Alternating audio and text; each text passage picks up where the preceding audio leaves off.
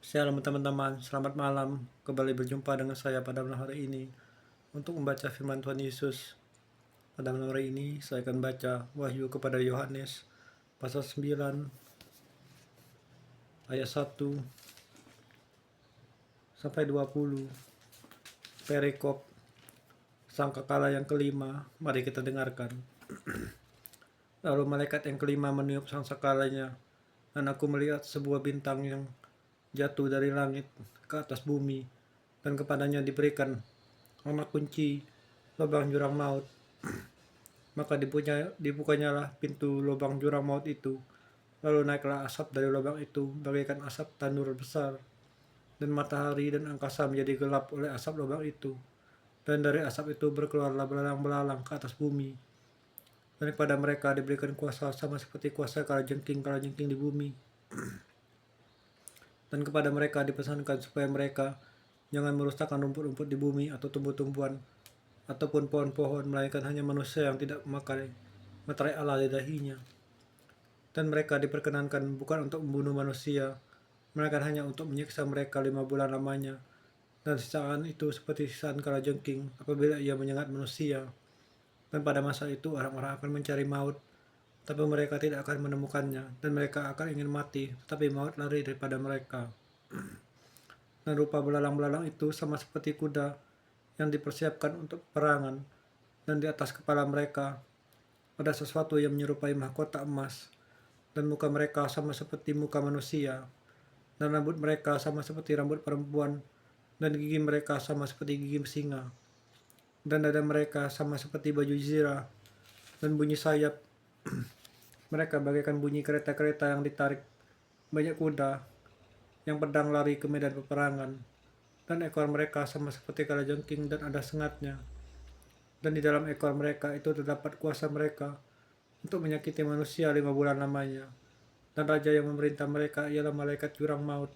Namanya dalam bahasa Ibrani adalah Abaddon. Dalam bahasa Yunani ialah Apollyon. Celaka yang pertama sudah lewat, sekarang akan menyusul 2 celaka lagi. Sangkakala yang keenam. Lalu malaikat yang keenam meniup sangkakalanya, dan aku mendengar suara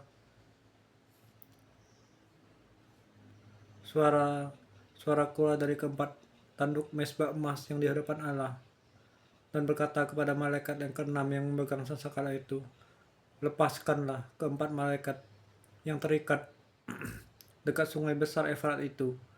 Maka dilepaskanlah keempat malaikat yang telah dipersiapkan bagi jam dan hari, bulan dan tahun untuk membunuh sepertiga dari umat manusia. Dan jumlah tentara itu ialah 20.000 laksa pasukan berkuda. Aku mendengar jumlah mereka, maka demikianlah aku melihat dalam penglihatan ini kuda-kuda dan orang-orang menungganginya. Mereka memakai baju zirah, merah api dan biru dan kuning belerang warnanya. Kepala kuda itu sama seperti kepala singa, dan dari mulutnya keluar api dan asap dan belerang. Oleh ketiga malapetaka ini dibunuh sepertiga dari umat manusia, yaitu oleh api, asap dan belerang yang keluar dari mulutnya. Sebab kuasa kuda-kuda itu terdapat dalam mulutnya dan di dalam ekornya. Sebab ekornya sama seperti ular. Mereka berkepala, dan dengan kepala mereka itu mereka menandakan kerusakan. Tetapi manusia lain yang tidak mati oleh malapetaka itu tidak juga bertobat dari perbuatan tangan mereka, dan mereka tidak berhenti menyembah roh jahat dan berhala-berhala dari emas dan perak, dari tembaga, batu dan kayu yang tidak dapat melihat atau mendengar atau berjalan. Dan mereka tidak bertobat daripada pembunuhan, sihir, pencabulan, dan pencurian. Yalah Tuhan surga. Terima kasih Tuhanku kembali baca firman-Mu, baca suara-Mu. Berserah pada Yesus untuk masalah yang alami. Aku tidak tahu lagi harus berbuat, hanya bisa berharap pemulihan melalui Tuhan Yesus dalam perkatakan kami, dalam hubungan dengan istriku, dalam Tuhan Yesus sama surga. Aku berserah, aku ucap syukur kepada Haleluya.